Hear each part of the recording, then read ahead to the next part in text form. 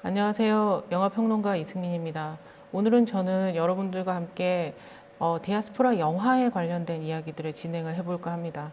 디아스포라에 대한 주제는 많은 부분들에서 여러분들이 이미 알고 계시는 부분들이 있겠지만 디아스포라 영화라고까지 붙이면 우리는 어떤 이야기들을 물어볼 수 있을까라고 하는 것들로 오늘 진행을 해보도록 하겠습니다. 디아스포라라고 하는 용어가 개념이 아니고 더 이상 용어가 아니라 오늘날 우리가 살아가고 있는 인간의 존재 방식에 가깝다라고 하는 것들로 좀 확장해서 생각을 해본다면 디아스포라 영화라고 하는 것이 영화와 만나서 디아스포라가 어떤 방식으로 익혀지고 만나고 조우하고 그리고 여러분들과 또 영화제로 만날 수 있는가라고 하는 것들로 시작을 해볼 수 있을 것 같습니다. 내용은 대충 이렇게 진행을 될 것 같습니다. 디아스포라 영화에 관련된 부분, 그리고 디아스포라 영화를 좀 이론적으로 설명을 한 엑센티드 시네마에 대한 이야기, 그리고 디아스포라 영화가 어떤 서사적 구조와 어떤 비주얼적인 요소들을 가지고 있는가라고 하는 것들까지 여러분들하고 이야기를 나누고, 그리고 난 다음에 코리안 디아스포라 영화에 관련된 사례들을 몇 가지 여러분들한테 들려주도록 하겠습니다. 자, 먼저 디아스포라 영화에 대한 이야기들을 할게요. 여러분, 디아스포라 영화는 사실 뭐 로맨스 영화, 멜로드라마, 스릴러 이런 것처럼 어떤 장르적인 구분을 명확하게 갖고 있지는 않아요. 그렇지만 영화라고 하는 힘을 갖고 있을 때 이 영화 안에 디아스포라라는 주제를, 그다음에 디아스포라는 적인 서사를, 그리고 디아스포라적인 캐릭터를, 나아가서 그 디아스포라적인 영화를 가지고 시각적인 스타일을 어떤 식으로 만들어내고, 더 나아가서 그 디아스포라라고 하는 영화에서 제작 주체가 누구인가라고 하는 것들까지 포괄해서 우리가 좀 살펴본다면 1차적인 이유는 디아스포라라는 주제를 담고 있는 것을 영화로 담겠지만, 좀 더 심도 있게 들어간다면 나중에 제작 주체에 대한 이야기, 그다음에 시각적인 스타일에 대한 이야기들까지 같이 이야기를 해볼 수 있을 것 같습니다. 그래서 오늘은 역순으로 해서 제작 주체와 시각 스타일에 대한 이야기에 조금 더 초점을 맞춰서 이야기를 진행을 해보도록 하겠습니다. 자, 그 전에 우리가 디아스포라 영화라고 했을 때 왜 디아스포라를 영화라는 매체에다 다룰까? 라고 하는 부분들로 한번 먼저 지적을 해보도록 하겠습니다. 근데 영화라고 하는 매체는 사실 여러분들이 대중매체이기도 하고 예술로서 표현으로서 영화라고 얘기도 하기는 하지만, 영화가 가지고 있는 어떤 가능성이 있길래 이렇게 세상에 살고 있는 모든 이야기들을 영화에다 담을까라고 하는 질문을 해볼 수 있겠죠. 그래서 저는 크게 여러분들한테 세 가지, 그리고 보이지 않는 또 한 가지의 네 가지로 영화에 대한 어떤 가능성에 대한 이야기들을 좀 풀어볼까 합니다. 근데 제일 처음으로 이야기를 해볼 수 있는 게 영화의 가능성으로, 이제 여러분들이 영화를 제일 많이 만나는 게 스크린이기 때문에 스크린을 가지고 상상을 한번 해보시면 좋을 것 같아요. 창문으로서의 영화라고 하는 걸 여러분들 만나실 수 있을 텐데, 창문이라고 이야기하면 여러분들 창문은 문을 이렇게 활짝 열어 제치죠. 그리고 바깥을 바라봅니다. 그럼 활짝 열고 바깥을 보면 밖에 있는 것을 창문을 통해서 만날 수가 있죠. 그런데 단점이 있다고 한다면 활짝 열고 있는 곳을 저희가 나갈 수는 없죠. 나가면 떨어지니까. 근데 나가지 않고 밖을 그냥 보게 돼요. 근데 단지 창문이 열려 있는 만큼을 저희가 볼 수 있게 되는 거죠. 그래서 창문으로서의 영화라고 하는 거는 1차적으로 본다라고 하는 것에 맞춰져 있을 수 있고요. 두 번째로는 거울로서의 영화입니다. 근데 거울로서의 영화를 여러분들 상상을 해보시면, 거울은 여러분들이 앞에 서면 거울 앞에 서 있는 나와 나의 환경들을 다 만나게 해주죠.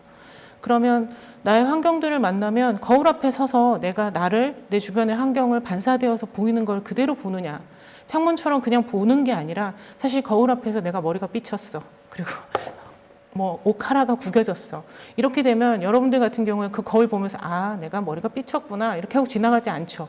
보고 머리를 고치고 보고 옷을 바로 잡습니다. 그런 방식으로 우리가 이야기를 할 때 거울로서의 영화라고 얘기하면 자기 반영성을 갖고 있어요. 나를 또 바라보고 어떤 것에 대한 반영과 성찰을 하게 되는 게 영화의 또 하나의 가능성이고요. 그다음에 마지막으로 문으로서의 영화라고 얘기하면, 여러분들 문을 여는 순간 문 밖에 있는 공간과 연결이 됩니다. 그래서 문을 밖으로 나갈 수도 있고 문 안으로 들어올 수도 있죠. 그래서 영화라고 이야기를 했을 때 이 문을 열고 바깥과 연결이 되고, 그리고 연결되어서 나아가고 들어온다라고 하면 어떤 실천으로서의 영화의 가능성을 이야기를 해줄 수가 있죠. 그래서 영화를 창문으로서 혹은 거울로서 그리고 문으로서의 영화라고 이야기하는 이 영화의 가능성이 이제 디아스포라와 만나서 어떤 가능성으로 확장할 수 있는가라고 하는 걸 이야기를 해볼 수 있을 것 같습니다. 오늘은 저희가 이제 디아스포라에 대한 이야기들을 하는 거니까 디아스포라 영화라고 했을 때 이 영화의 가능성이 디아스포라와 만나서 단지 디아스포라 플러스 영화가 아니라 어떻게 둘이 접속이 되고 그리고 접속이 되어서 다시 더 디아스포라적인 혹은 디아스포라에 대한 이야기들을 디아스포라의 체험을 할 수 있게 만들어주는가. 그래서 창문으로서 거울로서 문으로서 나아가 망치로서의 기능을 하는가라고 하는 것들을 살펴볼 수 있을 것 같습니다. 자, 이 디아스포라 영화들을 가장 많이 틀고 있는 혹은 모아내고 있는 장이 디아스포라 영화제죠. 디아스포라 영화제 포스터를 제가 굉장히 좋아해서 한번 다 모아봤습니다. 근데 뭐 앞에 부분들도 있겠지만 최근에 이 현란한 그리고 엄청나게 화려한 디아스포라 영화들을 보면 정말 각종의 색깔들이 서로 같이 모여서 공존을 하게 되는 거죠. 균형을 맞추고. 근데 제가 제일 좋아하는 이제 이번 9회 때 디아스포라 영화제 포스터를 보면 D가 이렇게 움직여요. 여러분들 보시면 이렇게 움직이면서 움직이는데 나머지의 단어들을 다 이렇게 융합을 하고 있는 상황들이죠. 그래서 포스터 자체만 봐도 디아스포라 영화제가 가지고 있는 함의를 색색이 그리고 어떤 방식의 이주와 이동이라고 얘기하는 것이 균형과 공존을 만들 수 있는가라고 하는 것들을 보여주는 것들이고 9회 디아스포라 영화제에서 가장 디아스포라적이다라고 생각했던 건 저는 사실은 섹션 구분에서 좀 볼 수가 있었어요. 이번에 섹션 구분에서 보니까 그 전에 많은 영화제들이나 영화뿐 아니라 모든 매체들이나 문학에서는 국가 위주로 디아스포라를 혹은 국가 위주로 영화를 나누는데 이번에는 국가 위주가 아니라 영화를 장단편으로 나누고 국가의 경계들을 없앴어요. 그래서 저는 이게 되게 의미가 있다라는 생각을 하게 됐었습니다. 수많은 분류들, 특히나 국가나 민족을 중심으로 해서 분류들을 계속해서 하고 있고 그 분류가 마치 당연한 것처럼 하고 있지만 그 분류를 누군가는 와해해주고 다른 경계를 만들어야 우리는 또다시 이야기들을 할 수 있는 거죠. 근데 영화제에서 가장 손쉬운 방식의 국가 구분이라고 이야기하는 것을 디아스포라 영화제는 디아스포라 영화제답게 그 국가 구분을 없애고 장편 영화와 단편 영화로 이렇게 진행을 하더라고요. 그래서 영화라고 이야기했을 때 여러분들 디아스포라 영화라고 할 때 영화의 구분마저도 사실 디아스포라적으로 한다라고 하는 것이 어떤 것인가라고 하는 것을 한번 고민해 볼 수 있는 재밌는 지점이어서 한번 가지고 와봤습니다. 자, 두 번째 부분 액센티드 시네마에 대한 이야기들을 해볼게요. 실제로 디아스포라 영화라고 얘기하는 부분들은 앞서서도 얘기했던 것처럼 특정한 장르로 명명되어 있는 부분들은 아니에요. 그런데 많은 경우에 장르로 명명된다라고 얘기하는 것은 고전적인 틀을 가지고 있었다라고 얘기하는 거죠. 근데 디아스포라라는 말 자체가 근대적인 담론 안에서 우리가 정주해서 단일 민족 국가 중심이라고 이야기하는 것을 보편으로 두고 있을 때는 디아스포라는 말이 어떤 정상성이나 언어로 뿐만 아니라 언어조차도 획득하지 못했던 순간들이죠. 그런데 디아스포라 영화라고 하는 것이 만들어지고 혹은 디아스포라에 대한 이야기들이 본격적으로 시작이 될 수 있었던 것은 그것이 와해되고 있고 그 경계에 대해 질문이 가능해지기 시작했다는 지점들이에요. 그래서 오늘 제가 여러분들한테 디아스포라의 영화들을 모아내고 디아스포라적이라고 이야기하는 것을 질문하고 담론을 만들었던 제가 오늘 여러분들한테 소개시켜줄 책이자 하나의 개념으로 액센티드 시네마를 가지고 왔습니다. 근데 액센티드 시네마라고 하는 말이 이렇게 언뜻 영어로 보면 되게 어려운 말 같지만 사실은 여러분들 액센트라고 이야기하는 부분들을 가만히 보면 우리 인간의 언어들이나 말 속에 액센트, 억양을 따라서 그 사람의 정체성이 굉장히 많이 불거져 나오죠. 우리가 어떤 사람의 액센트를 두고 저 사람은 경상도 사람이야, 저 사람은 제주도 사람이야, 전라도 사람이야, 서울 사람이야 라고 하는 그런 액센트라고 하는 것. 그리고 조금 더 나아가서 우리가 영국식 영어, 미국식 영어, 뭐 호주식 영어, 더 나아가서 인도식 영어, 막 이런 식의 영어를 하더라도 같은 영어라고 해서 다 같은 게 아니라 액센트에 따라서 그 사람의 정체성이 드러나는 거죠. 그래서 액센티드 시네마는 그런 액센트를 가지고 있는 사람들, 다시 말해서 디아스포라적인 영화들을 모은 것을 엑센티드 시네마라는 이야기들을 하는 거고, 그런 엑센트를 가지고 있는 사람들을 영화를 만드는 주체들이 그 엑센트를 가지고 있느냐 라고 하는 부분들에서 엑센티드 시네마라는 이야기들을 씁니다. 그래서 이 엑센티드 시네마는 결국은 디아스포라 영화의 또 다른 말이기도 하고요. 우리가 트랜스내셔널 시네마의 또 다른 말이기도 합니다. 근데 여러 담론들이 다양한 언어들을 통해서 이제 지금 경합을 하고 있는 부분들인데, 오늘 이제 저는 엑센트라는 말을 통해서 디아스포라 영화제 혹은 디아스포라 영화에 대한 이야기들을 좀 풀어볼까 하는데요. 자, 첫 번째 지금 여러분들한테 소개시켜드린 제목과 연결되어서 엑센티드 시네마라고 이야기를 해볼 수 있는 작품들을 먼저 소개를 하면서 같이 이야기를 해보도록 하겠습니다. 엑센티드 시네마는 제작 주체인 감독이 디아스포라의 정체성을 갖고 있는 부분들이에요. 그리고 그 정체성을 영화 만들기에 같이 녹이게 되는 거죠.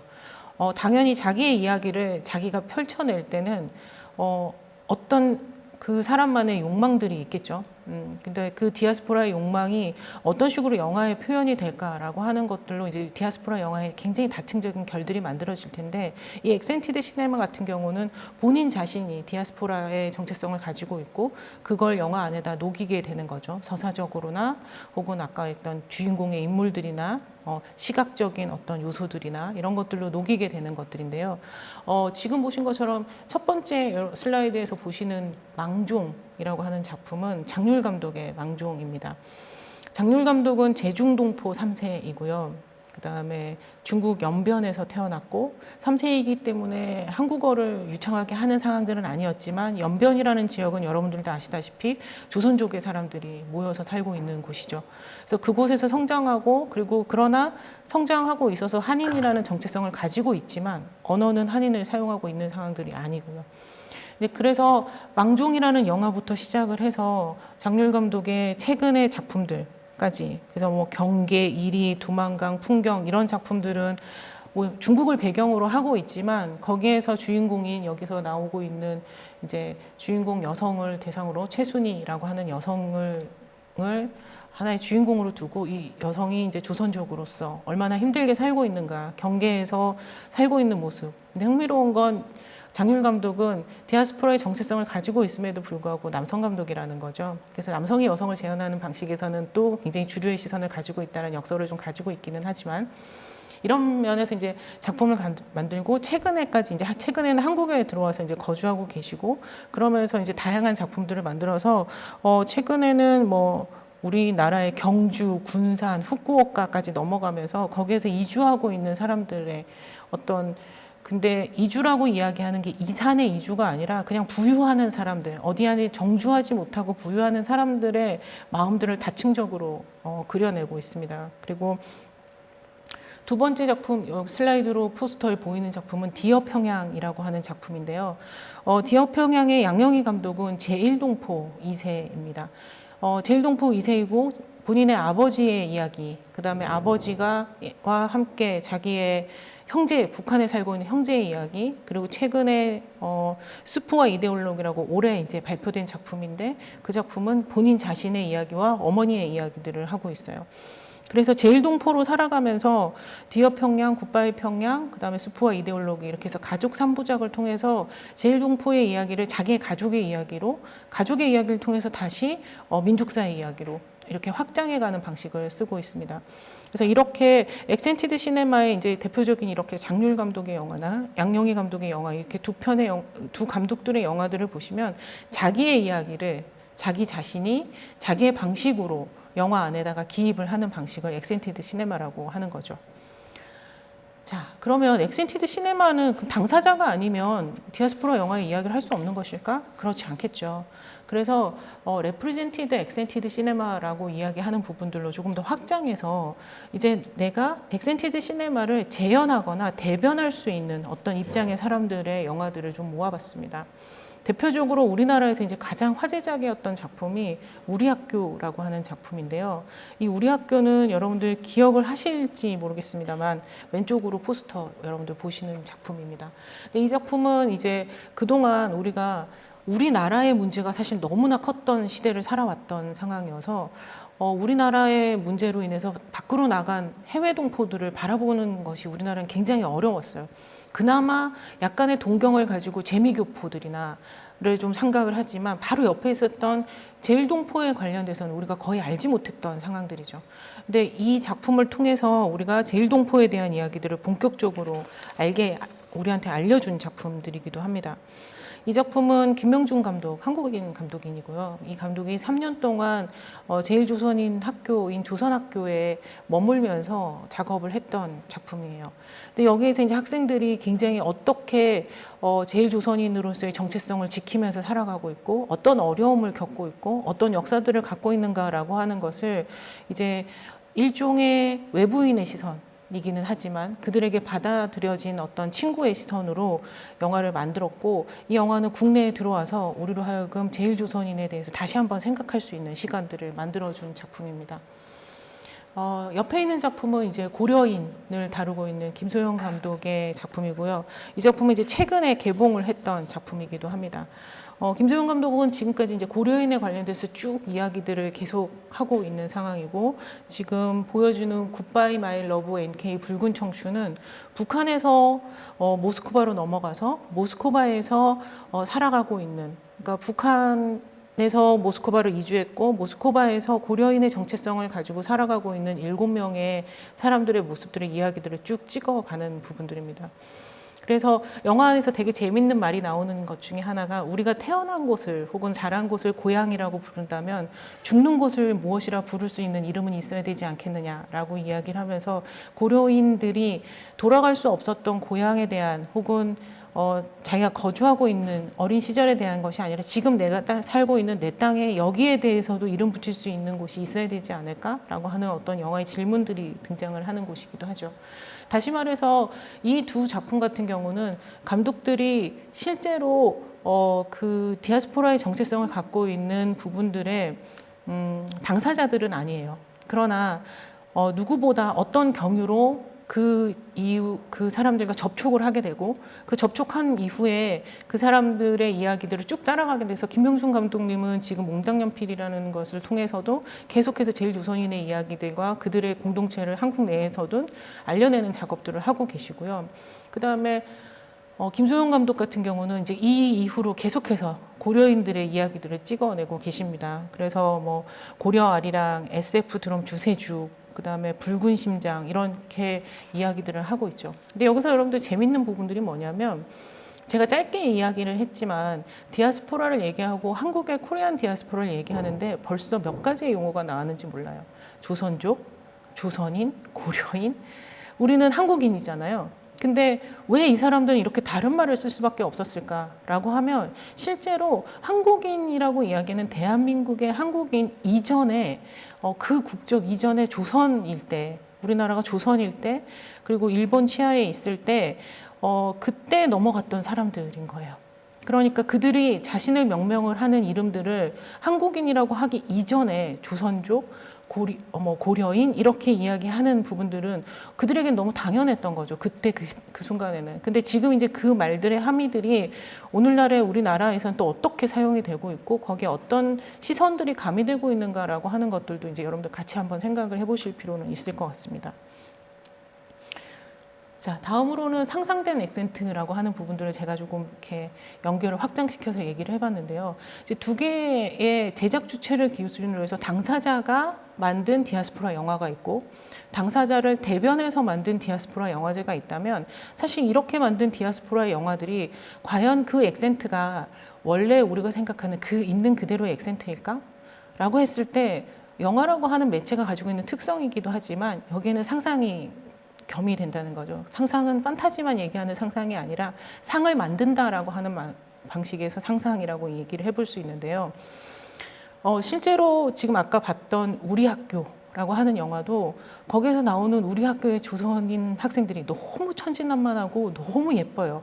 그래서 그 영화를 본 사람들은 다 보면서 조선인 그 제일조선인 학교에 있는 저 학생들만 같아라 라는 생각을 하면서 그 학생들의 모습들을 보고 오히려 우리나라에 와서 제일조선인에 대한 이야기들의 어떤 낭만성을 부여하게 됐거든요. 그리고 그걸 가지고 대한교육 쪽에서 그 우리 학교를 또 굉장히 적극적으로 풀게 됐었어요. 그래서 하나의 상들이라고 하는 것은 이야기하는 사람들도 있지만 받아들이는 사람들도 있고 그 안에 액센트가 만들어지기도 한다라고 하는 것들이죠. 그래서 영화적 액센트가 다시 만들어지는 거예요. 근데 가장 비교할 수 있는 대표적인 작품이 한 감독이 만든 거예요. 윤재호 감독이 단편 그 다큐멘터리로 마담비라는 영화를 만들었고, 그다음에 그걸 극영화로 이나영의 오랜만에 데뷔작으로 한동안 쉬다가 만들어졌던 뷰티풀 데이즈라고 하는 두 작품을 만들었어요. 마담비는 실제로 그 탈북하고 있는 여성, 그래서 연변에서부터 우리나라까지 탈북하는 과정이 영화 안에도 같이 들어오고요. 엄청나게 영화 자체가 현실이기 때문에 가지고 있는 울렁거림이 되게 커요.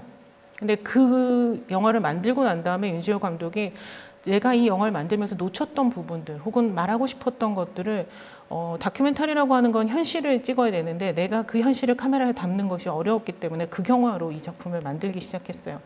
근데 만들었는데 주인공이 이나영이에요.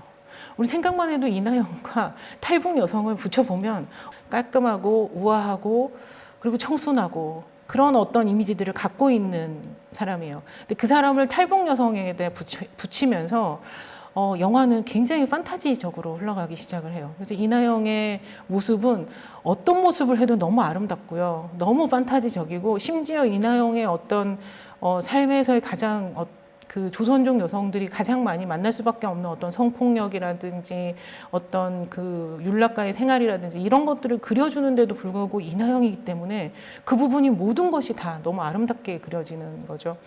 그래서 같은 영화인데도 어떤 매체를 쓰고 어떤 식으로 들어가느냐에 따라서 또 감독이 어떻게 상상하고 연출하느냐에 따라서 굉장히 달라지는 상상적 액센트가 생겨난다라고 하는 부분들을 보실 수 있습니다.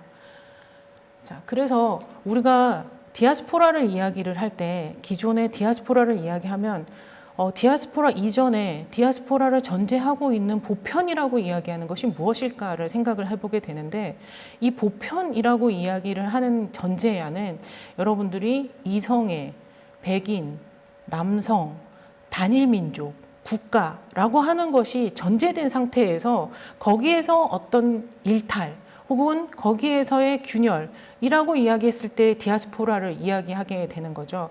근데 사실은 이제 디아스포라 자체를 이야기를 할 수 있어야 되는데 이 보편이라고 하는 것이 계속해서 상정될 수밖에 없는 것들이죠. 그래서 이제 전작들 영화에서 보면 어떻게 영화가 디아스포라를 재현했는가라고 이야기를 하면 초기의 디아스포라 영화들 같은 경우는 이것을 비교하면서 혹은 이것의 우둔과 열등 아니면 여기에 담겨져 있는 혐오의 시선들 이런 것들이 영화 안에 굉장히 가감없이 들어가게 돼요. 그래서 나중에 이제 그런 영화들에 대한 이야기를 할 텐데 그래서 보편에 대한 질문들을 했을 때 앞서서 얘기했던 이 보편의 기준을 우리가 어디에다 두고 있는가 라고 하는 것들 안에서 거기에서 누락되었거나 혹은 거기에서 비껴가고 있는 소수자의 정체성들이나 소수자의 삶들이라고 이야기하는 것들이 디아스포라와 어떻게 만나는가라는 걸 생각을 해보실 수가 있고 거기에서 이제 액센티드 프리라고 하는 것 우리가 말 그대로 액센트는 누구나 다 가지고 있잖아요. 그런데 백인의 교육받은 중산층의 어떤 영어는 액센트 프리. 우리가 마치 한국에서 서울말을 쓰면 서울말도 사실 다 액센트가 있잖아요. 그런데 이 서울말은 보편이기 때문에 이 액센트는 프리가 되는 거죠. 이런 것처럼 보편이라는 기준을 가져버리면 그 이상 옆에 디아스포라라고 하는 부분들의 영역에서 이 액센트 프리에 대한 것들을 한번 다시 지정을 해볼 수가 있고 그 다음에 당연히 마킹이 모든 게 다 되는데 마킹이 안 된 것 같은 마크. 이걸 백인을 이야기할 때 언마크드 마커라는 이야기를 쓰거든요. 그래서 여러분들이 같이 한번 생각을 해서 보편이라고 하는 것이 사실은 굉장히 또 하나의 경계를 만드는 것이고 그 보편이 기준이 된다고 이야기를 했었을 때 그 기준과 잘라내지는 어떤 침대에서 여러분들 앞뒤에 자르는 것처럼 혹은 벽을 쌓는 것처럼 만들어내는 것이 우리가 보편이자 기준이라는 이야기를 해볼 수 있다라고 하는 것을 볼 수 있습니다. 지금부터는 이제 디아스포라 영화에 관련돼서 디아스포라의 내러티브는 어떤 것이 있고 디아스포라의 시각적인 어떤 요소들은 어떤 부분들로 디아스포라를 표현하고 있는가라고 하는 걸 얘기를 해볼까 합니다. 근데 이제 그 전에 여러분들 디아스포라를 다 둘러싸고 있는 키워드들을 한번 이야기들을 한번 해보도록 할게요. 자, 디아스포라를 둘러싸고 있는 말들: 이산, 유랑, 추방, 이주, 이민, 견계, 이런 말들은 여러분들이 자발적이든 혹은 비자발적이든 혹은 강제적이든 원하든 이런 방식들로 인해서 우리가 계속해서 이 글로벌 시대 때는 흘러가고 있다는 거죠. 우리가 정주해 있지 않고. 그래서 오늘날에 여러분들 가장 럭키한 사람은 내가 태어난 곳에서 내가 죽을 수 있으면 가장 럭키한 거예요. 근데 우린 2년마다 이사 다니고, 그죠? 그리고 또 계속해서 내가 살고 있는 공간이지만 내가 사는지 아무도 모르는 상태로 그냥 고립되어 있고, 이런 상태가 되고 있기 때문에 끊임없이 이주하거나 아니면 이주의 감각들 혹은 내가 정주하고 있는 곳에 정주하지 못한다라는 감각의 디아스포라의 감각이 인간으로서의 인간 존재 방식과 연결이 되어 있는 부분들이죠. 그렇기 때문에 이들을 둘러싸서 난민, 수수자, 이방인, 타자, 경계인, 외부자, 이런 말들을 쓰게 되고, 이런 말들과 더불어서 같이 동반되고 있는 감정이 상실, 폭력, 격리, 소외, 혐오, 차별, 오염이라는 말까지 쓰게 되죠. 특히 오염이라는 이야기는 여러분들 우리나라 말에 굉장히 많죠. 더럽혀졌다, 혹은 뭔가 저 사람 때문에 물이 흐려졌다, 이런 말들을 쓸 때 우리가 오염이라는 말이 인간에게 사실 붙어서는 안 되는 말이지만 소수자에게 혹은 다름을 이야기할 때 차별과 혐오를 붙여서 많이 쓰고 있는 말이기도 합니다. 자, 이랬을 때 우리가 디아스포라를 둘러싸고 있는 말들 중에 가장 전제되고 있는 건 인종을 구분하고, 그다음에 정체성에 대한 고민들이 일어나고, 민족에 대한 이야기, 그다음에 국가와 민족을 기준으로 두고 있다라고 하는 것들이죠. 그래서 여기서 더 확장되어서 이제 오늘날 쓰고 있는 말이 다문화, 공동체, 트랜스내셔널, 이런 말들을 쓰게 되는 것들이고요. 여기에서 이제 한쪽에서는 공존과 통합을 얘기하고 한쪽에서는 혐오와 배제를 얘기를 하는 부분들이고, 그런 부분에 대한 지적을 하고 있는 상황들입니다. 그래서 이런 부분들이 어떤 디아스포라의 하나의 내러티브로 구성을 하게 되면 영화 안에 이게 어떻게 들어올 수 있을까라고 하는 걸 여러분들이 좀 생각을 해볼 수가 있고요. 여기서 조금 더 나아가서 우리가 코리안 디아스포라, 이제 조금 이따가 다시 이야기들을 더 본격적으로 하겠지만, 한국의 디아스포라 같은 경우도 여러분들 한국은 단일 민족이라고 하는 착각을 아주 오래전부터 해왔죠.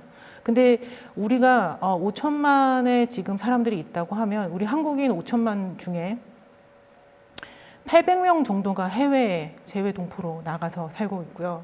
그다음에 한 100만 명, 800만 정도가 나가 있다면 100만 명 정도가 이주 노동자로 한국에 들어와 있어요. 그렇기 때문에 거의 900만, 조금 더 확장하면 1000만 정도는, 우리가 5천만 중에 1000만 정도, 5분의 1 이상은 국내에 거주하고 있는 상황들이 아닌 거예요. 이쯤 되면 여러분들이 디아스포라라는 이야기가 우리한테 단일 민족, 하나의 정주, 민족, 이렇게 이야기하는 데에서는 굉장히 많은 균열들이 일어날 수밖에 없다라는 걸 아시게 될 겁니다. 그래서 오늘 제가 이제 여러분들하고 본격적으로 조금 얘기를 나누어 보려고 하는 것들은 코리안 디아스포라의 영화들의 사례들을 좀 보여드리려고 합니다. 근데 영화들은 제가 포스터 이미지를 통해서 보여드리고 좀 간략하게만 설명을 하고 여러분들이 영화를 찾아볼 수 있도록 제가 약간 궁금증만 자아내고 넘어가겠습니다. 그래서 여러분들이 작품을 좀 적어 놓으시고 한번 찾아보시면 좋겠고, 이 작품들은 거의 대부분이 디아스포라 영화제에 지난 5년 안에 혹은 작년 작품들까지 포함을 해서, 올해 작품까지 포함을 해서 상영이 됐던 작품들이에요. 그래서 여러분들이 찾아보시거나 아니면 더 관심을 가지고 디아스포라 영화제를 함께 하시면 다 만나실 수 있는 영화들입니다. 자, 제일 먼저 아까 얘기했던 해외 동포를 다루고 있는 디아스포라 영화예요. 우리는 사실 해외 동포를 내가 아는 만큼만 보여준다고 하지만, 지금 헤로니모라고 하는 영화들을 여러분들 보시면, 이 헤로니모의 영화는 쿠바에 살고 있는 100년 동안의 쿠바에서 한인으로 살아가고 있는 사람들이 있었던 거예요. 근데 거기에서 쿠바에서 혁명을 이끌어냈던 사람이 헤로니모라고 하는 인물이에요. 그래서 우리는 알지도 못했죠. 그리고 실제로 감독도 이 헤로니모라는 사람을 알지 못했어요. 여행을 갔다가 우연히 헤로니모 가족이 가이드 해주는 그곳을 탔다가 헤로니모를 만나게 되고, 그래서 죽은 헤로니모의 이야기들을 쭉 따라가는 영화들입니다. 그리고 이제 옆에 있는 영화는 나는 조선 사람입니다. 이건 올해 이제 디아스포라 영화제에서 상영되었던 작품이기도 한데요. 이 감독, 김철민 감독은 2002년에 금강산에 처음, 이제 금강산이 그때 당시에 우리가 갈 수 있었을 때 금강산에 갔더니 거기에서 제일동포를 처음 만난 거예요. 근데 제일동포가 본인이 얘기를 해요. 자기는 북한 사람도 아니고 한국 사람도 아니다. 자기는 제일 조선인이다. 라고 얘기를 하면서 한국말을 쓰는 거예요. 근데 액센트를 가지고 있죠. 그런데 한국은 한 번도 와본 적이 없대요. 제일 조선인이기 때문에 북한은 그래도 왔지만. 그래서 너무 신기한 거죠. 그리고 그들이 이상하게 그것만을, 같은 언어를 쓴다는 것만으로도 어떤 그 친밀감을 느껴서 그 이후로 15년 동안 같이 제일 교포들과 왔다 갔다 하면서 교류를 하면서 찍었던 작품들이에요. 그러면서 이제 제일동포들의 삶을, 역사를, 어떤 지금 현재까지의 삶이라고 하는 게 어떤 것인지라고 하는 관계 맺기들을 쭉 영화 안에다 같이 보여주고 있는 작품입니다. 그래서 해외 동포들을 이렇게 영화로 보면 여러분들이 아까 말했던 창문으로서 혹은 거울로서 그들을 만나게 만들어 주는 것들이죠. 자, 또 재미있는 작품들의 한 유형으로는 해외 입양에 관련된 부분들입니다. 우리는 해외 입양에 대해서 굉장히 잘못된 정보들을 많이 가지고 있어요. 그런데 이 두 영화는 해외 입양의 당사자들을 직접 영화 안에다가 소구를 하게 돼요. 그래서 포겟미낙 같은 경우는 전 개인적으로 너무 좋아하는 영화인데 올해 국내에서도 개봉이 됐어요.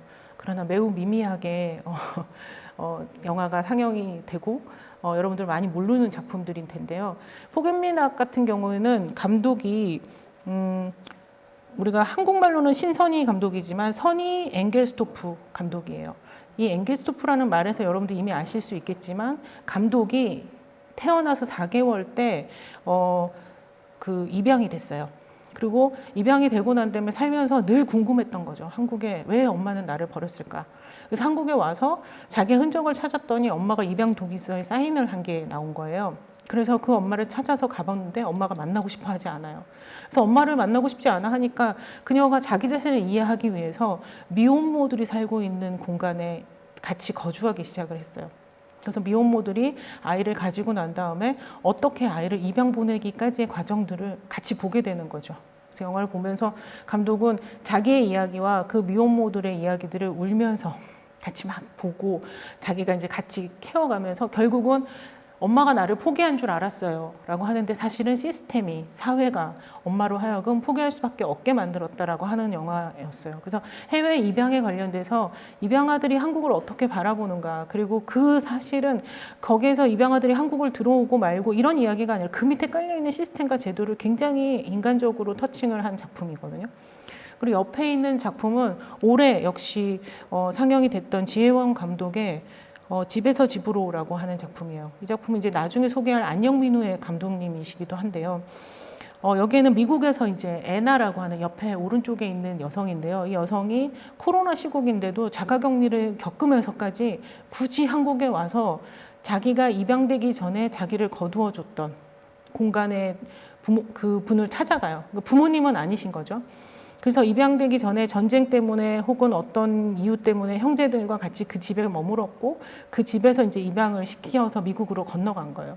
근데 미국에서 있어서 수많은 일들이 있었지만 그녀는 이제 이거를 이 부모님들한테 얘기를 하지는 않고 그냥 자기 고향이나 친정에 온 것처럼 그분들하고 같이 생활을 해요. 그리고 그분들이 돌아가시는 것까지 같이 하면서 보이는 거고 본인도 이제 미국에서 가족 공동체를 꾸리고 있기는 해요. 그래서 그녀가 살고 있는 가족 공동체의 모습도 보여주고 그다음에 지금 그녀가 여기로 넘어와서 이 애나라고 하는 인물이 이 공간에서 어떤 액센트를 갖고 있는가라고 하는 것들도 영화 안에서는 자연스럽게 보여줍니다.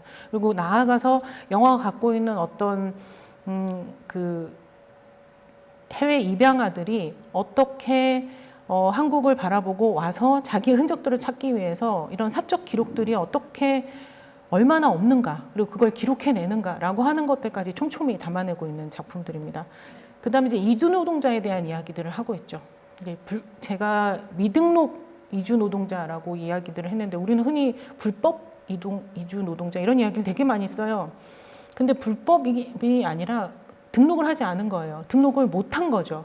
그런데 그래서 불법이 된 거죠. 근데 그래서 불법이 됐기 때문에 그들이 죄인이 되는 상황들로 연결이 되는 게 아니라 미등록 이주 노동자에 대한 이야기들로 우리나라에서는 조금 다시 한번 이야기를 해보고 그들이 어떻게 재현되고 있는가라고 이야기하는 것도 상상해 보실 수 있을 것 같아요.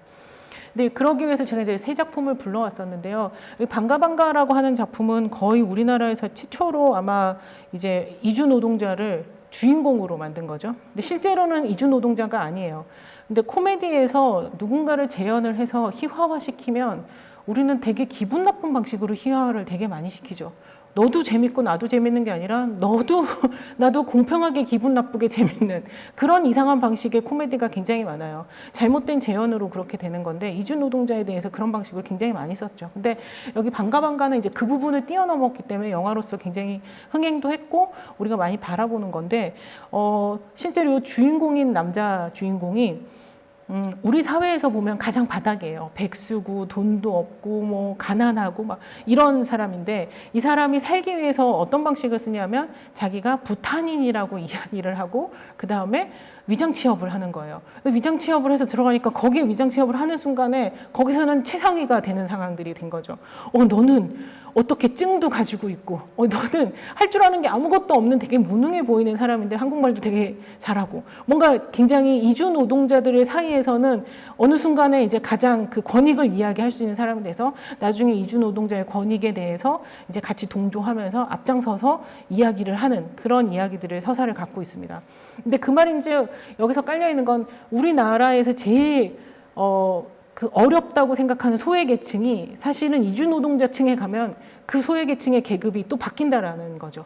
그래서 이제 그런 것들을 깔고서 영화가 되고 있어서 영화 안에서 가만히 보다 보면 내가 이주 노동자를 바라보고 있는 이 시선이 사실은 그 취업을 하고 있는 악덕 사장의 시선과 닮아 있는 시선으로 내가 이주 노동자를 바라보고 있게 만들어 줄 때가 있어요. 그래서 이런 시선들에 대한 이야기들을 이제 여러분들은 계속해서 디아스포라 영화제를 보면서 어떻게 재현이 됐고 나는 어떤 시선으로 보고 있으며 어떤 시선으로 바라봐야 되는가라고 하는 것들이 감독과 대상과 관객들이 계속 조우하면서 담론을 만들어 가야 되는 부분들이 있는 거죠.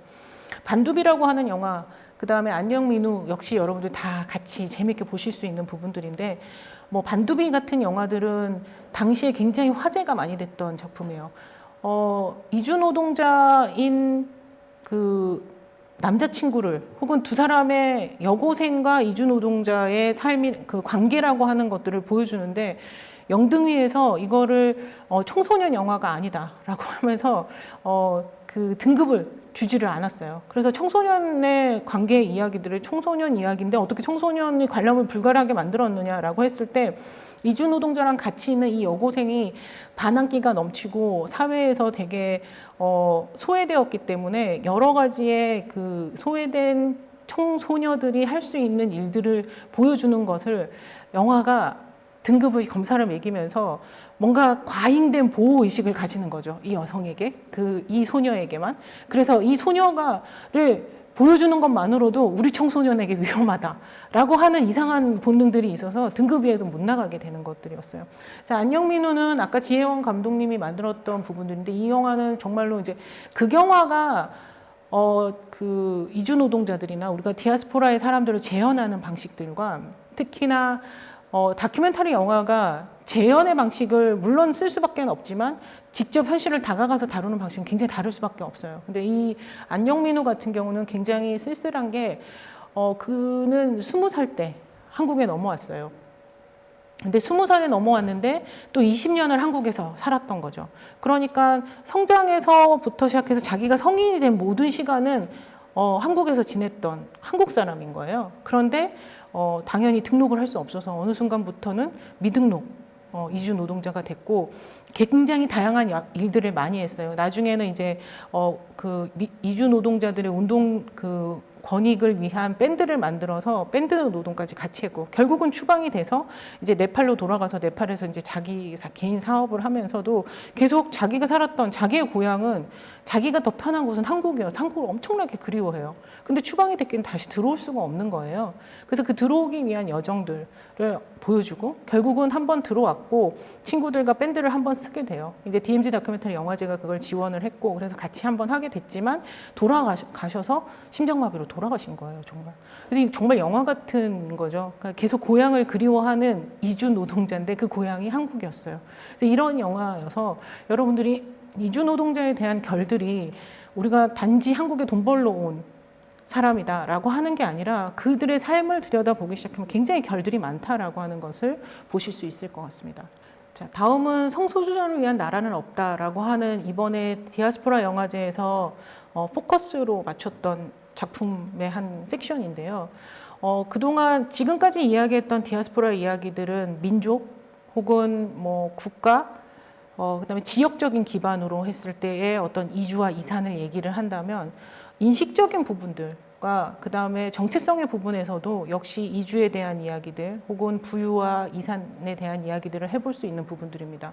그래서 이번에 다루었던 굉장히 흥미롭고 우리가 흔히 성소수자를 다루는 영화들이 굉장히 우울하고 힘들고 지치고 막 이런 방식으로 이야기를 하면서 그들의 힘듦을 영화를 통해서 더 힘들게 만들어서 마주하기 되게 힘들게 했다면 굉장히 발랄한 방식으로 영화를 통해서 성소수자의 삶을 우리로 하여금 같이 대면해서 대화할 수 있게 만드는 두 작품이 있어서 소개를 좀 시켜드릴까 합니다. 들락날락 혼사길이라고 홍민키 감독의 작품인데요. 이 감독은 본인이 게이라고 하는 정체성을 가지고 있고 그 정체성을 가족에게 커밍아웃을 했고 그 가족들에게 인터뷰를 하면서 내가 게이인 것을 가족들은 어떻게 생각하는지를 굉장히 이야기를 차분하게 담아내요. 근데 가족들은 너무나 아들이기 때문에 이해를 하고는 있지만 가지고 있는 일반 관념은 전혀 우리가 생각하는 뭐 이렇게 깨어 있는 의식들하고는 거리가 멀어요. 마지못해서 하고 있지만 할 수 있는 어떤 모든 편견을 그대로 갖고 있는 가족들의 모습들의 인터뷰들을 쭉 만들어 주거든요. 감독은 그걸 차분하게 드러내는 거고요. 근데 옆에 있는 이제 작품 같은 경우는 너에게 가는 길이라고 병규리 감독의 이제 올해 개봉 예정인 작품인데요. 소개됐던 작품이고 여기는 이제 성소수자 부모님들이에요. 그러니까 부모님들이 성소수자인 자식을 만났고 그리고 난 다음에 그로 인해서 본인이 성소수자의 인권에 관련돼서 이제 가장 전면에 나서서 투쟁을 하시는 두 명의 어머니들을 소개를 하고 있는 부분들을 굉장히 힘있고 힘든 이야기들과 어려운 이야기들을 발랄하게 그러나 그러기 때문에 다시 소통을 할 수 있는 가능성을 주는 흥미로운 작품들입니다. 자, 지금까지는 주제적인 측면에서 혹은 소재적인 측면에서 디아스포라에 대한 이야기를 했다면 이제 조금은 비주얼적인 혹은 어떤 방식으로 이제 형식적인 스타일적인 요소들로 디아스포라를 어떻게 엮어낼 수 있을까라고 하는 작품들을 좀 소개를 시켜드릴게요. 앞서서 이산과 이주와 난민이라고 하는 감각들에는 굉장히 다양한 감각이 있었어요. 불안, 상실, 두려움, 긴장 여러 가지의 감정들이 있었는데 그런 감정들을 영화는 어떻게 담아내는가 영화로서 그걸 담아낼 수 있는 방법들을 굉장히 다층적으로 해내고 있어요. 그래서 이제 첫 번째 여러분들 지금 보시는 수리솔 수중 연구소라고 하는 작품은 이 김하영 감독이 쭉 그 이산에 관련된 혹은 이주에 관련된 작품들을 쭉 많이 만들어 온 상황이고 이 작품 같은 경우도 미래를 현재로 두고 팬데믹 상황을 과거로 두고 이야기를 하고 있는 거죠. 그래서 현재가 사실 지금의 팬데믹 상황이 현재가 과거가 되는 거예요. 미래의 상황에서. 그래서 일종의 SF의 형식을 통해서 혼돈의 감각.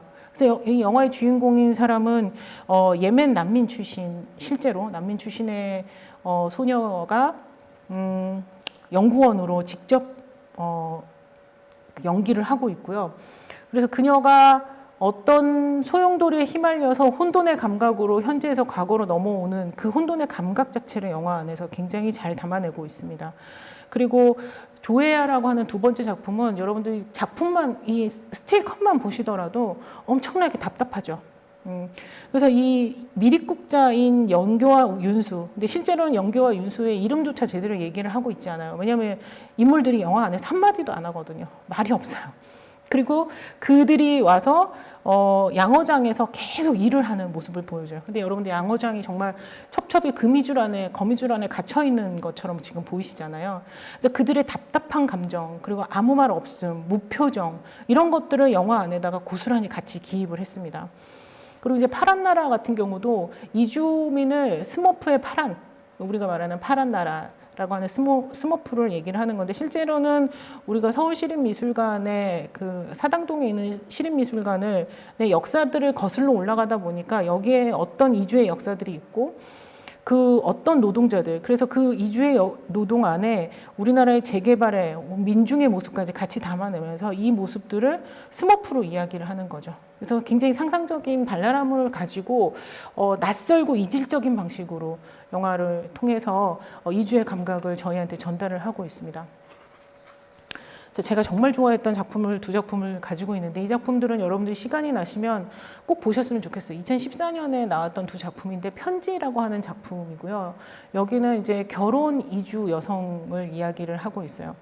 말했던 것처럼 영화는 이제 오프닝부터 단편인데, 영화 자체가 얼마나 우리나라 이주되어 있는 여성들이 그리고 소통하기가 어려운가라고 하는 걸 보여주는데, 처음에 영화가 시작을 하면 베트남어로, 한국어 자막이 없이 베트남어로 한 여성이 편지를 계속 읽고 있어요. 우린 베트남어를 모르니까 그냥 견뎌요, 그 시간을. 그냥 까만 눈으로 견디죠. 근데 옆에서 이제 그 이야기가 다 끝나고 난 다음에 그 옆에 있는 여성이 편지를 읽기 시작해요, 한국어로. 근데 봤더니 19살 된 여성이 7년 전에 남편의 폭력으로 죽었던 그 여성이 죽기 전에 썼던 편지를 읽고 있었던 거예요. 그런데 우리는 방금 전에 그녀가 베트남어로 울며 불면서 썼던 편지들을 베트남어로 읽을 땐 아무 감정이 없는 거죠. 그래서 가만히 듣고 있다가 나중에 이제 옆에서 그걸 언어로 소통이 되고 난 다음에 그녀가 한국인 여성이 한국어로 그걸 읽으면서 훌쩍거리는 모습에 우리는 갑자기 감정의 동화가 되기 시작을 하는 거예요. 그래서 그 순간에 어떻게 우리가 이주 여성 혹은 안다고 생각하거나 이해한다고 얘기한다는 것이 어떤 감각인가라고 하는 걸 굉장히 찰나적으로 만나게 만들어주거든요. 그래서 이제 인물을 또 바꿔서 얘기를 하고 반복해서 편지를 2번, 3번 읽어주면서 그 편지를 읽는 순간에 우리가 어떻게 바뀌는지, 그리고 맨 마지막에 그 이주 여성이 19살에 한국에 와서 나이든 남자에게 결국은 맞아서 죽기 전에 썼던 편지가 7년 만에 영화적으로 보여지기 시작했던 작품입니다. 자, 다음 작품은 저 굉장히 좋아하는 작품인데, 이 작품은 설명하기가 되게 어려워요. 왜냐하면 영화 안에 굉장히 다양한 다매체를 사용을 하고 있거든요. 왜냐하면 말 그대로 우리가 역사를 이야기할 때 역사를 과거의 그냥 사건, 팩트가 아니라 이야기로 역사를 만들어요. 그래서 모든 이야기들 여러분들 역사를 들으면 이야기화되어 있고 영웅 중심으로 이야기가 진행이 되고 있죠. 그런데 김하경 달리 감독은 그 이주의 역사라고 하는 것을 그 다채널의 영상으로, 다 플랫폼으로, 그래서 연극적인 이야기를 가지고 다른 언어를 가지고 자막들을 보시면 한국어와 그다음에 그 멕시코 쪽에 있는 스페인어인 것 같아요. 그래서 스페인어를 같이 쓰는데 그것도 소통을 하면서 쓰진 않아요. 근데 마치 연결이 되는 것처럼 보이긴 하죠. 근데 연결이 되는데 분절이 되어 있어요. 그리고 영화 안에서도 지금 보시면 이렇게 그 2채널 안에 채널이 나뉘어져 있어서 2개의 스크린으로 되어서 한쪽 스크린과 한쪽 스크린이 다른 이야기들을 하고 있어요. 근데 굉장히, 왜냐하면 과거에 멕시코로 이주했던 사람들의 이야기들을 100년이 넘었던 과거의 사를 그대로 갖고 올 수가 없죠. 그러니까 그걸 연극의 무대에 올려요. 연극의 무대에 올리고 실제 지금의 그 공간을 찍어요. 그래서 그걸 교차를 하는 거죠. 거기다 이야기를 입히고, 이야기를 입힐 때도 직접 합법으로 입히지 않고 간접합으로 그랬다고 하더라, 이렇게 이야기를 해요. 할아버지가 그랬고 아버지가 그랬고 아들이 그랬다고 하더라, 이렇게 여성의 남성의 목소리를 또 교차하고, 그래서 여러 개를 교차하면서 그 교차의 감각들 속에서 우리가 말하는 디아스포라의 감각이라고 얘기하는 게 영화의 형식적으로도 내용적으로도 말아보게 만들어주는 거죠. 자, 그리고 이 작품은 여러분들 이제 시간이 나시면 한번 보시면 좋겠는데요. H팍 여행사라고 하는 프로젝트인데, 이거는 영화로 만들어진 건 아니고요. 영상으로 해서 사실 갤러리에서 전시가 됐던 작품이에요. 재밌는 건 뭐냐면 여러분들 여기 옆에 시엘룰루, 수, 사울라 이렇게 나오는데 중국의 수, 인도의 사울라 뭐 이렇게 얘기를 하고 있잖아요. 감독이자 작가가 이 지역을 방문했던 방문기의 책을 썼고 실제로는 여행사를 만들었어요. 그래서 인도의 사울라를 가고 중국의 수이를 가고, 근데 실제로 이 인도의 사울라나 수이는 없는 지역이에요. 근데 어떻게 감독이 그 여행사를 만들었냐면 서울 안에 이게 다 있는 거예요. 서울 안에 있는 인도, 서울 안에 있는 중국, 서울 안에 있는 멕시코를 다 갔더니 거기서 사진을 찍어 놓으니까 더 중국스럽고 더 그 인도스러운 거죠. 그래서 여행사를, 가상의 여행사를 만들어서 인도를 가고 중국을 가고 중국 맛집을 가고 이런 것들을 영화에 다 만들어 놓은 거예요.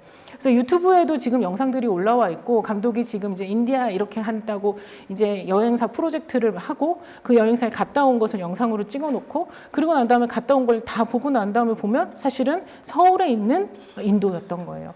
그러니까 이런 디아스포라의 감각이라고 이야기하는 것이 사실은 굉장히 이제 다양하게 우리가 생각해 볼 수 있는 것들이죠. 우리가 나가는 것, 들어오는 것이라고 하는 정주가 목적이 아니라 끊임없이 이주가 되고 있고, 우리 안에도 코리안 타운이 있고 차이나 타운이 있고, 그러면서 또 우리 안에서도 또 어떤 계급과 성 정체성과 여러 가지에 따라서 지역이 구분이 되고, 이런 것들을 여러분들이 생각을 해보시면 그 감각들을 우리 사이에 이제 이 오늘날 우리 삶의 하나의 존재 방식이다라고 생각을 해보실 수 있을 것 같습니다. 자, 그래서 제가 여기에서 이제 오늘 그 미술관에서 요즘 하고 있는 카피 중에 하나인데 다정한 이웃이라고 하는 카피를 좀 같이 빌려와 봤습니다. 근데 여기는 미술관에서 쓰고 있는 맥락은 조금 다른데요. 저는 여기서 이 단어를 불러왔던 게, 우리가 우정의 공동체 아니면 뭐 사랑의 연대, 친구 이런 이야기를 되게 많이 하지만 디아스포라의 감각에서는 사실은 이웃의 감각이라고 생각이 들어서 이 단어를 불러왔는데요. 이웃이라고 이야기하는 건 내가 원해서 그 이웃이 된 게 아니에요. 그냥 지리적으로 보다 보니까 이웃이 됐죠. 근데 예전에는 공동체가 있을 때는 이웃 사촌, 그래서 이웃끼리 엄청나게 친하고 뭐 너네 집에 숟가락 몇 개 있고 너네 집에 어려우면 내가 돕고 뭐 이렇게 하지만, 오늘날의 우리의 이웃은 사실 다정하지 않을 수도 있어요. 이웃이라고 이야기하지만 이웃은 무조건 친해져야 되거나 이웃과 무조건 뭐 같이 도와야 되는 건 아닌 것 같아요. 어느 날 보니까 아파트에 이웃이 된 거잖아요. 그리고 언제 이사를 갔는지 모르지만 이사된 사람이 있고, 그 사람이 맞으면 너무나 가족보다 더 친할 수도 있지만 사실은 그냥 이웃인 거예요.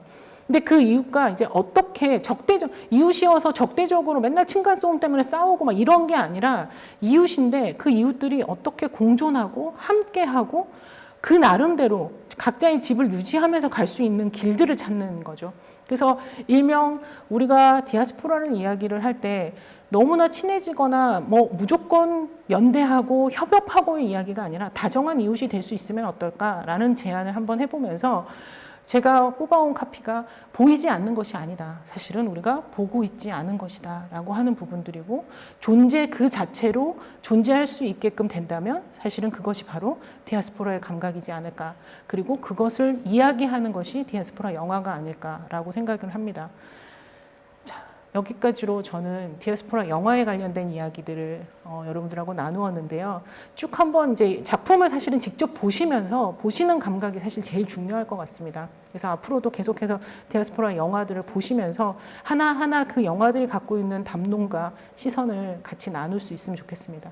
자, 지금까지 함께 해주셔서 감사합니다.